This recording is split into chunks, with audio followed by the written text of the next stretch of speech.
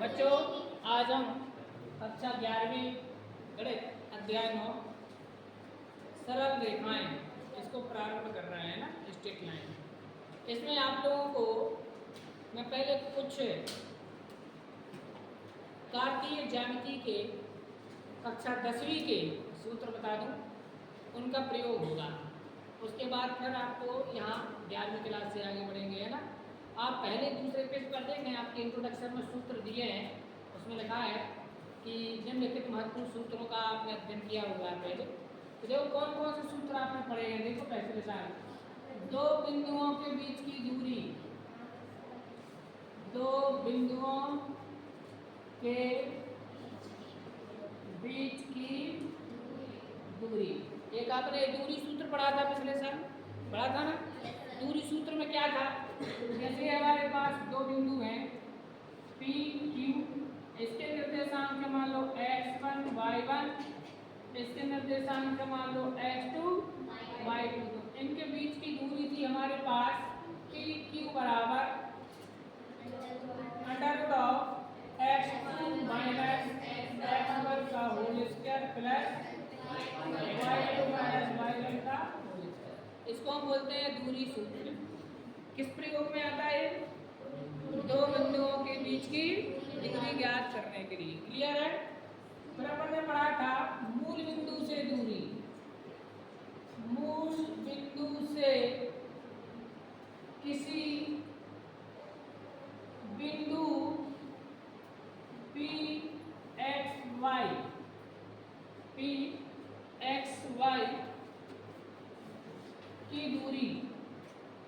की दूरी तो इसका सूत्र था हमारे पास OP इक्वल टू √x का स्क्वायर प्लस y का स्क्वायर। ठीक है ना। ये हमारे पास था मूल बिंदु से दूरी के लिए सूत्र। ठीक है ना।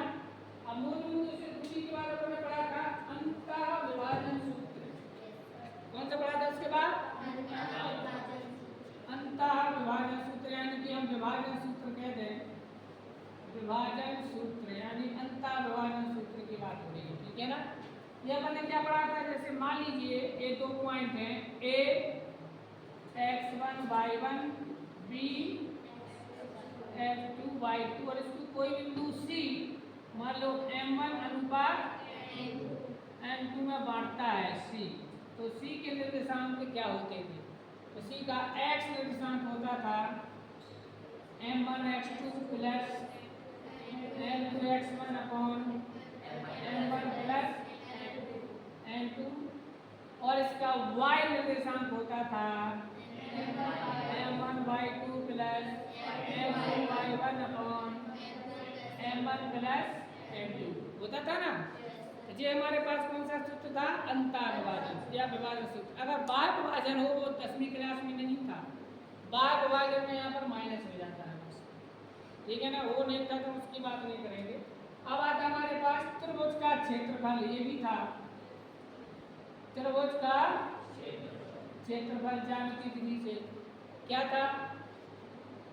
डेल्टा बराबर, यहाँ से लिख देते हैं, डेल्टा बराबर 1/2 x1 y2 minus y3 plus x2 y3 minus y1 plus x3 y1 minus y2। ये था हमारे पास काय का सूत्र? त्रिभुज का क्षेत्रफल ज्ञात करने का ज्यामितीय सूत्र। तो ये हम लोगों ने इन सूत्रों को कक्षा 10वीं में पढ़ा है। अब यहाँ पर क्या होना है, यहाँ पर ये यदा कदा यूज होते रहेंगे, कहीं पर भी आपको क्या आवश्यकता पड़ जाएगी इस अध्याय में। कार्तीय ज्यामिति का ये अगला भाग है जिस अध्याय में हमें सरल रेखाओं के बारे में पढ़ना है। इसमें पूरी की पूरी निर्देशांक ज्यामिति का प्रयोग होना है।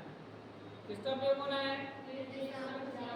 अब निर्देशांक ज्यामिति की भी कुछ बातें आपको याद दिला दूं कक्षा 9 से। तो उसमें अपन ने क्या देखा था, इसको साफ कर देते हैं। आपकी बुक में लिखे हुए हैं, आप हाईलाइट कर लेना और उनको याद भी कर लेना। प्रिपेयर कॉपी के पहले पेज पर लिख देना। ठीक है। इसके बाद निर्देशांक ज्यामिति की कुछ बातें हमें यहाँ पर चाहिए पड़ेंगी। निर्देशांक ज्यामिति ये आपने कार्तीय ज्यामिति कक्षा 9वीं में रेने देकार्ते ने जिसको पूरा का पूरा डिजाइन किया था, बनाया था, वो आपने पढ़ी हुई है। उसकी मैं कुछ प्रमुख बातें आप लोगों को बता दूँ। इसमें क्या होता है देखें, दो अक्षें होती हैं नहीं होती हैं? वर्टिकल को बोलते हैं वाई अक्ष और हॉरिजॉन्टल को बोलते हैं एक्स अक्ष। एक्स अक्ष और वाई अक्ष, इस टाइप से दो अक्षें होती हैं, जानते हैं। इसको बोलते हैं मूल बिंदु, ये भी आप जानते हो। ये जो निर्देशांक अक्षें हैं X X dash Y O X positive कहलाती है, O X dash negative, O Y positive. Clear है ना? इसमें से यहाँ से शुरू करते हैं गिनती। इसको बोलते हैं प्रथम चतुर्थांश, फर्स्ट क्वाड्रेंट। ये सेकंड कहलाता है, ये थर्ड कहलाता है और ये फोर्थ कहलाता है। ठीक है ना? ये क्वाड्रेंट है, सूत्र में नहीं लग रहा। ये चार हमारे पास क्या है? क्वाड्रेंट है ना, चार हमारे पास इसके निर्देशांक तल यहाँ पे बनते हैं। अब इसमें प्रथम तल होता है, इसमें दोनों निर्देशांक पॉजिटिव होते हैं। दूसरे वाले में एक्स नेगेटिव वाई पॉजिटिव होता है। तीसरे में दोनों नेगेटिव होते हैं। चौथे में पहला पॉजिटिव दूसरा नेगेटिव होता है, ये हम जानते हैं। ठीक है ना? तो ये चिन्ह परिपाटी आपको चाहिए पड़ेगी। अगला हम जानते हैं यदि कोई बिंदु एक्स अक्ष पर है, कहाँ पर है? तो उसका दूसरा निर्देशांक यानी वाई 0 होता है। तो ये बात आपको 10वीं 11वीं क्लास में चाहिए पड़ेगी कि एक्स अक्ष पर वाई निर्देशांक 0 होता है। बात समझ आ गई ना? एक्स अक्ष पर कौन सा? वाई निर्देशांक। और वाई अक्ष पर निर्देशांक 0 वाई टाइप की। यानी यहाँ पर अगर आप देखेंगे तो हमारा कौन सा निर्देशांक? एक्स निर्देशांक। एक्स निर्देशांक 0 होता है वाई अक्ष पर, वाई निर्देशांक 0 होता है एक्स अक्ष पर। दोनों निर्देशांक 0 होते हैं मूल बिंदु पर। समझ आएगी ना बात कि नहीं आई? निर्देशांक तल, ये कार्तीय तल जो 4 भागों में बटा होता है, तो एक्स और वाई दोनों अक्ष को 4 भागों में बांट देते हैं। एक्स निर्देशांक को भुज, वाई निर्देशांक को कोटि के नाम से भी जाना जाता है। ठीक है ना? एक्स निर्देशांक बिंदु की वाई अक्ष से लंबवत दूरी याद करो, और वाई निर्देशांक बिंदु की एक्स अक्ष से लंबवत दूरी को प्रदर्शित करता है। जैसे मैंने यहाँ पर एक बिंदु बना दिया, इस बिंदु के निर्देशांक मैंने कहा 4 और 6 है। तो आपसे पूछूं कि इसकी अक्षों से दूरियां बताइए, तो आपको बताना इसकी एक्स अक्ष से दूरी है 6, वाई अक्ष से दूरी है 4। उल्टा याद करना है। एक्स निर्देशांक वाई अक्ष से लंबवत दूरी को, वाई निर्देशांक एक्स अक्ष से लंबवत दूरी को व्यक्त करता है। ठीक है? याद रहेगी ये बात है। अब आते हैं अपन 11वीं क्लास की चीजों पर। अब हमें यहाँ पर आना है, सबसे पहले पढ़ना है आपको स्लोप ऑफ लाइन या सरल रेखा का ढाल। आप देख रहे हैं सरल रेखा का ढाल, स्लोप ऑफ लाइन, चल गया ना? तो सबसे पहले हम देखा है सरल रेखा का ढाल, स्लोप ऑफ लाइन। ठीक है ना?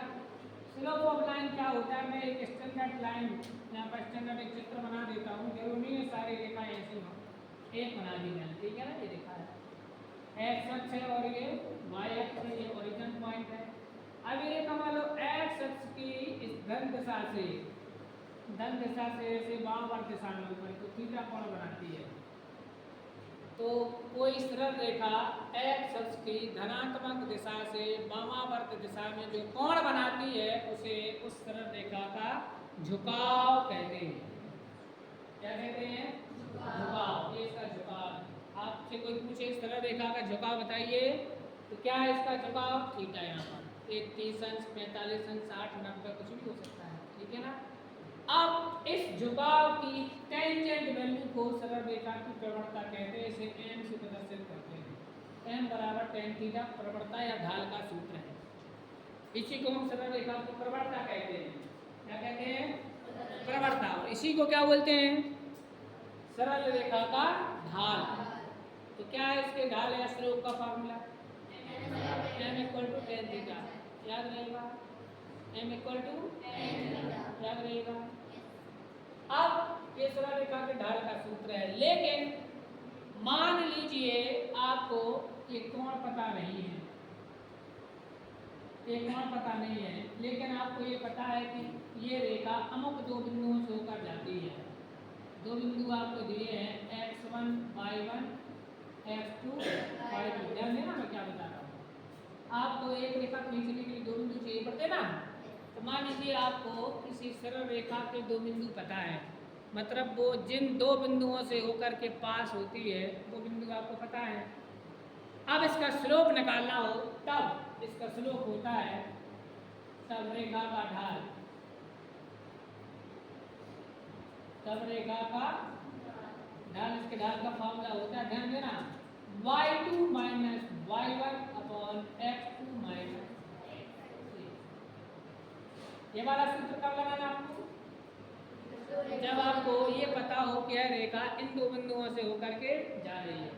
यदि आपको पता है कि कोई रेखा कौन से दो बिंदुओं से होकर जा रही है, तब उस सरल रेखा का ढाल निकालने का फार्मूला होता है m equal to y2 minus y1 upon माने y निर्देशांकों का अंतर बटे x निर्देशांकों का अंतर। ठीक, तो ये हमारे पास अगला फार्मूला है ढाल या स्लोप का। अब एक और पूछ लेते हैं आपसे, आप बता सकते हो x अक्ष का ढाल कितना होगा?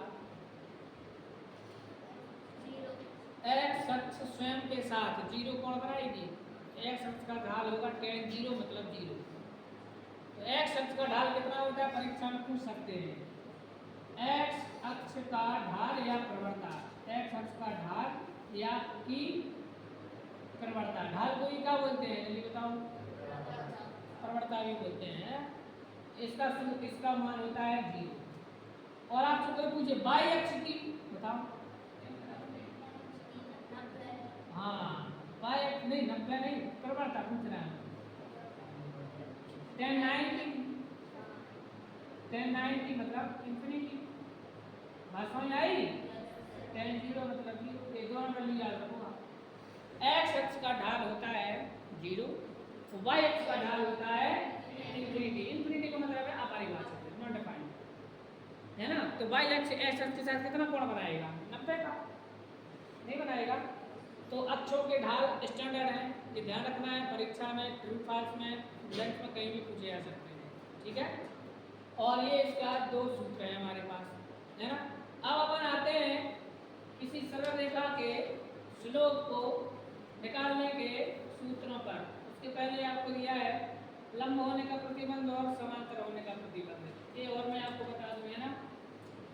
तो यदि दो रेखाएं लंबवत हैं, अच्छा स्लोप को अपन कैसे दर्शाते हैं? m से, याद रहेगा। यदि दो रेखाएं समांतर हैं तो उनके स्लोप बराबर होंगे, यानी m1 बराबर m2। यदि लंबवत हैं तो उनके स्लोप एक दूसरे के व्युत्क्रम होंगे ऋणात्मक चिन्ह के साथ, या दोनों का गुणनफल -1 होगा। दोनों बातें आपको बता देते हैं, ठीक है ना। यहाँ लिख देते हैं, लिखते हैं यहाँ पर, यदि सरल रेखाएं समांतर हो, कैसी हो? समांतर हो, तब आपको ध्यान रखना है m1 बराबर m2, माने उनके स्लोप कैसे होंगे? बराबर होंगे। तो सरल रेखाओं के स्लोप बराबर होते हैं। सरल रेखाओं के स्लोप कैसे होते हैं? और यदि रेखाएं लंबवत हों, यदि रेखाएं परस्पर कैसी हों? लंबवत हों, तब m1 into m2 equal to -1 होता है, या m2 equal to -1 upon m1, कुछ भी मान लो, ठीक है ना। यदि इस तरह रेखाएं कैसी हैं? परस्पर लंबवत हैं, तब हमें क्या याद करना है? तब हमें क्या याद करना है कि उनकी प्रवणताओं का गुणनफल कितना होता है? -1 होता है, और याद रखना है। और अगर, या ऐसा भी कह सकते हो, अगर एक की प्रवणता m है तो दूसरी की -1 अपॉन m होगी, क्योंकि m2 बराबर क्या आ गया -1/m1, ठीक है ना। तो यदि मैंने कहा एक रेखा की प्रवणता 3/2 है, ध्यान से सुनना, मैंने कहा इसकी समांतर रेखा की प्रवणता बताइए 3/2 कितनी। और दूसरी बात ध्यान से सुनना, मैंने कहा एक रेखा की प्रवणता 2/3 है, तो इसकी लंब रेखा की प्रवणता -3/2।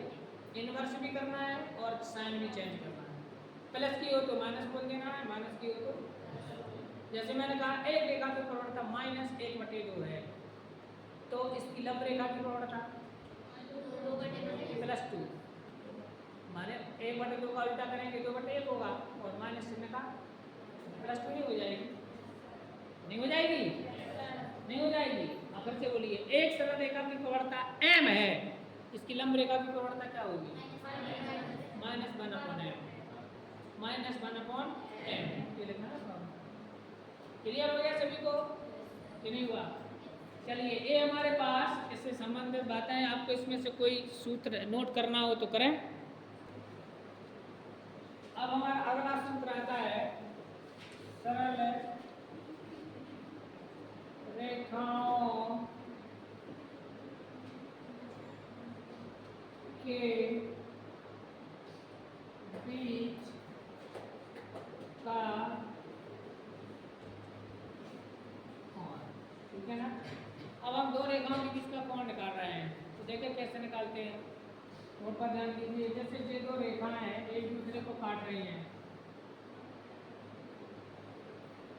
एक दूसरे को क्या कर रही हैं, तो मैं इनके बीच का कोण ज्ञात करना है। ये मान इनके बीच का क्या है, कोण है, ठीक है। तो कोई ये भी तो बोल सकता है कि सर जो तो से इनके बीच को कोण आया, जो भी आए दो ही आए। अब ये वाला थीटा होगा तो ये भी थीटा होगा, क्योंकि सीसा भी कोण वर्टिकली अपोजिट एंगल इक्वल होते हैं, ये भी वर्टिकली अपोजिट एंगल तो ये भी बराबर होंगे। तो या तो ये नाप लिया है, तो कौन सा नापना है, कौन सा नापना है, तो ये थोड़ा सा ट्रेडिशन ध्यान रखना, दो रेखाओं के बीच का कोण, तो हमें हमेशा न्यून कोण नापना है। तो दो रेखाओं के बीच के कोण कहाँ से, उनके बीच के न्यून कोण से होता है।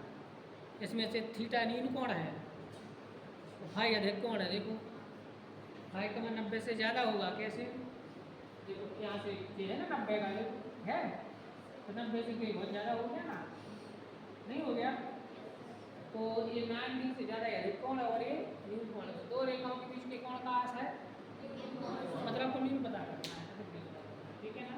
अब मान लीजिए ये दो रेखाएं हैं, बोर्ड पर ध्यान देना, L1 और अब इसकी प्रवणता है मान लो M1, इसकी प्रवणता है, तब इनके बीच का कोण होता है tan थीटा बराबर एक सूत्र होता है M1 minus M2 upon 1 plus M1 into M2, ये इनके बीच का कोण है। क्या होता है दो रेखाओं के बीच के कोण का सूत्र। अब यदि यदि हम कहें कि हमेशा हमें थीटा ले, जैसे यहाँ पर M2 M1 से बड़ा हो तो ये माइनस में आएगा आंसर, इसका मतलब आपने ये वाला नाप दिया, और अगर M1 M2 से बड़ा है तो प्लस में आएगा, मतलब अंदर का नाप दिया। हमें हमेशा प्लस वाला नापना है, इसलिए हम इसमें मोड लगा देंगे। मोड का मतलब क्या होगा, पॉजिटिव। अब आपको हमेशा पॉजिटिव वैल्यू लेनी है, और tan पॉजिटिव होता है अगर जैन कोण हो। समझ में आ गई ना बात आपकी। तो हमें दो रेखाओं के बीच का कोण नापना है, तो ये होता है सूत्र M1 minus M2 upon 1 plus M1 into M2, और मोड लगा देना है। तो मोड से आशा है पॉजिटिव वैल्यू लेनी है। कौन सी वैल्यू लेनी है, मतलब न्यून कोण मापना है, अधिक कोण नहीं नापना है ना। और अधिक कोण की जरूरत पड़े तो पहले न्यून निकाल लेना। और तुम्हें फाई चाहिए तो फाई बराबर क्या होगा, 180 माइनस थीटा। देखो ये पूरा पूरा कोण कितना होगा, 180 नहीं होगा, इनको बोलते हैं रेखीय युग्म के कोण। क्लास 9 रेखीय युग्म कोण, लीनियर पेयर ऑफ एंगल। तो इनका ये फल 180 होता है, तो इसमें से थीटा घटा दो, देखो कट आएगा, ठीक है ना। तो 180 माइनस थीटा से कौन सा निकल आएगा, अगर कभी फाई निकालना हो तो 180 में पहले थीटा निकाले ना 180 वाला। समझ आ गई सभी को बात? तो दो रेखाओं के बीच का कोण निकालने का फार्मूला क्या लगाना है? m1 minus m2 upon 1 plus m1। आप चाहो तो m2 माइनस m1 लिख सकते हो, कोई फर्क नहीं पड़ेगा, ये पड़ेगा। और हाइट चाहिए तो यहाँ से निकाल देना। तो अब आते हैं अपन एग्जाम्पल नंबर 1 पर। एग्जाम्पल 1 देखो, उदाहरण 1 में आपको प्रवणता ज्ञात करनी है। उदाहरण नंबर 1 में आपको 4 सवाल दिए, मैंने 2 ले लिए, ठीक है। उसमें 4 हैं लेकिन बाकी के 2 इसी जैसी तो है पहले जैसे, तो मैंने ए ले लिया और बी और सी आप लोग लगा लेना, रखते हुए नहीं। तो हमें क्या ज्ञात करना है इस प्रश्न में?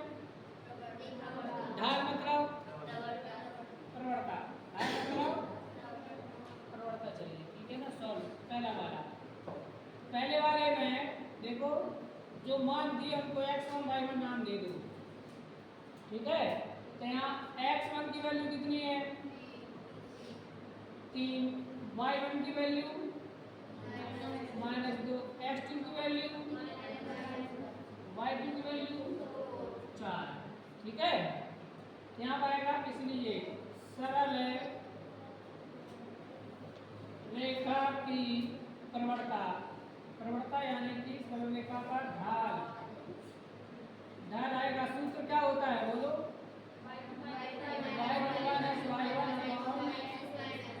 क्या बात है, आप लोग बहुत होशियार हो। y2 minus y1 upon x2 minus, तो y2 मतलब 4 माइनस -2 होल अपॉन -1 -2 नहीं आएगा, क्या जाएगा 4 + 2 अपॉन -4, तो फाइनली आएगा -3/2। लिख देंगे इसको, लेकर 6 अपॉन -4 यानी कि -3/2, ठीक है। तो इसका ढाल कितना है? -3/2 है कि नहीं है? है कि नहीं है? दूसरा वाला, दूसरे में आपको थीटा बराबर दिया है कितना? तो जब थीटा दिया हो तो सूत्र क्या लगाते हैं? ये लगाते हैं m = एक सवाल आ जाए 40-50 नंबर का, ये क्वेश्चन कितने का आ जाए? कितने नंबर का आ जाए बच्चों परीक्षा में? 40-50 नंबर का एक यही आ जाए, नहीं है? पूरा एक सवाल करो, अब पूरा 80 का आ जाए तो और अच्छा है। एक ही बार में बोल रहे। 10 60 की वैल्यू कितनी होती है? ये आ गया m = 10 60 है इसका मान √2। समझ आई बात? तो कितना सरल है। 2 नंबर में आपको ज़्यादा मन के लड्डू मत खाओ। 2 नंबर में खुश रहो, है ना। तो ये आपको परीक्षा में 2 नंबर को बिंदु दिए हो तो सूत्र लगाना है, और दिया हो तो नीचे वाला लगाना है, ठीक है। अब अपन आते हैं, सवाल दिया है यानी 2 रेखाओं के बीच का कोण π/4 है। π/4 मतलब कितने डिग्री? 45 डिग्री। कितने डिग्री है? और एक रेखा का ढाल कितना है? 1/2 है। तो कह रहा है दूसरी का ढाल बताइए, ठीक है। तो देखिए कैसे करेंगे। आपको दिया है थीटा बराबर कितना है? π/4। m1 की वैल्यू कितनी है? 1/2। अब अपन देखें सूत्र लगाएंगे। अब कमाल क्या है इसमें, tan थीटा बराबर होता है mod of m1 minus m2 upon 1 plus m1 into m, यही है। अब मैं जो बता रहा हूँ वो ध्यान से सुनना, जहाँ गलती हो जाती है। अब यहाँ पर आएगा tan π/4 = m1 minus m2 upon 1 plus m1 into m2, ध्यान देना है। अब इसको हल करना है तो मोड हटाना पड़ेगा, हल करना है तो क्या करना पड़ेगा? मोर हटेगा तो बाहर प्लस माइनस लगेगा। क्या लगेगा? प्लस माइनस लगेगा, क्योंकि यदि कोई वस्तु कोई संख्या मोड के अंदर माइनस में हो तो वो एक और माइनस लेके निकलती है, और अगर अंदर प्लस में हो तो प्लस लेके निकलती है। तो हमें नहीं पता अंदर की वैल्यू प्लस में है या माइनस में है, इसलिए आपको यहाँ पर नहीं गलती कर देते हैं। तो क्या गलती करते हैं, ध्यान दें, tan 45 का मान कितना होगा? 1, और यहाँ पर लगाना है प्लस माइनस, मोड हटा देंगे तो यहाँ पर आएगा m1 minus m2/1 plus m1 into m2। हमें नहीं पता अंदर की संख्या प्लस में थी या माइनस में थी, तो प्लस वाला प्लस लेके निकलता है एक, और माइनस वाला एक और माइनस लेके निकलता है। कैसे आओ बताएं आपको। जैसे -2 है अंदर, तो एक और माइनस निकलेगा तो बराबर क्या हो जाएगा? इसलिए माइनस वाला नंबर अंदर से एक और माइनस लेके निकलता है, तभी तो फाइनली क्या हो जाएगा? तो प्लस वाला प्लस में निकलता है। तो ये बात सही है कि मोड से कोई संख्या बाहर आए तो प्लस की हो जाती है, लेकिन उसके मूल में क्या छिपा है कि प्लस वाली प्लस लेके निकलेगी और माइनस वाली, याद रहेगा आपको? अच्छी बात है। चलो अब यहाँ से अपन आगे बढ़ते हैं। अब देखो, एक बार प्लस लेने पर, दूसरी बार तो प्लस लेने पर बोर्ड पर ध्यान दो, कुछ बच्चे बड़े m1 माइनस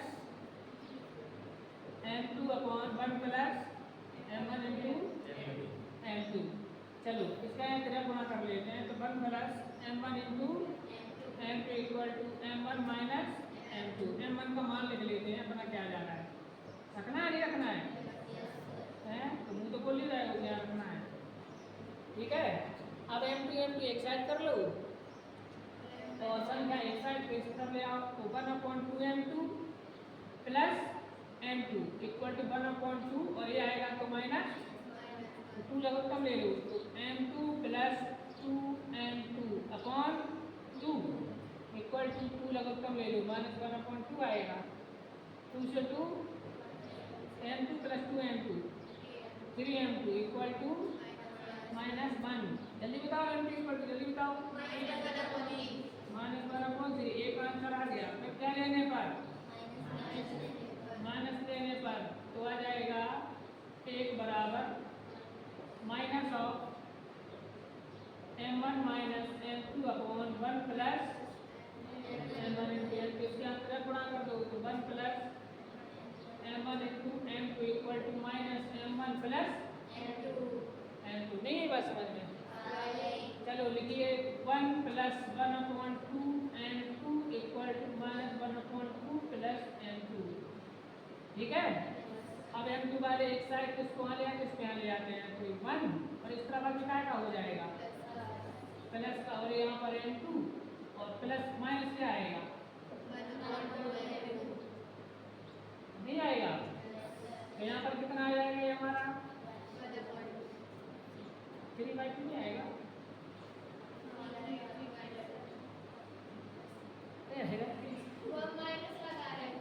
और यहाँ पर 2 - 1, यहाँ पर क्या आएगा? तो ये कट गया, नहीं कट गया, 3 आया। अब बताओ क्या चाहिए इसको आंसर,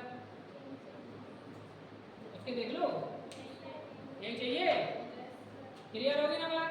तो दूसरी रेखा की प्रवणता आपको नीचे लिखना पड़ेगी। दूसरी रेखा की प्रवणता -1/3 या 3 है। अब बताओ बच्चों को कहाँ से नहीं मिलेगा आंसर? आप करते हो तो क्या करते हैं, जल्दी बताओ, गलती कहाँ होती, जल्दी बताओ। ये पक्का नहीं लगाते, क्या नहीं लगाते? अब उत्तर आएंगे 2, और तुम्हारा आना कितना? 1। आधा सवाल होगा, आधा रह जाता। तो इसलिए मैं कह रहा था इम्पोर्टेंट हमारा, इसलिए परीक्षा में आता है, बहुत सारे बच्चों से गलती हो जाती है, वो ये नहीं करते हैं। तो यहाँ पर ये आंसर 1 मिलता है बस अकेला, है ना, और फिर वो फ्री, तो सवाल अधूरा है। तो मैंने आपको बताया 2 आंसर क्यों आएंगे, लेकिन जब tan थीटा बराबर ज्ञात करो, कोण ज्ञात करो, तब प्लस माइनस नहीं लगाना है, तब आपको सीधा एक आंसर निकालना है, बस थीटा का तभी लगाना है। जब कोण दिया हो तब लगाना है, प्रवणता निकालना हो। जब आप कोण दिया हो, प्रवणता निकालना हो, तब लगाना है। लेकिन प्रवणता दी है, कोण निकालना है, तब आपको एक कोण निकालना है, दूसरा निकालने के लिए 180 में से घटा देंगे। और समझ आएगी ना बात? कोण तो 2 निकलेंगे, कोण 2 निकलेंगे, ठीक है ना। अब चलो इसको नोट कर लो।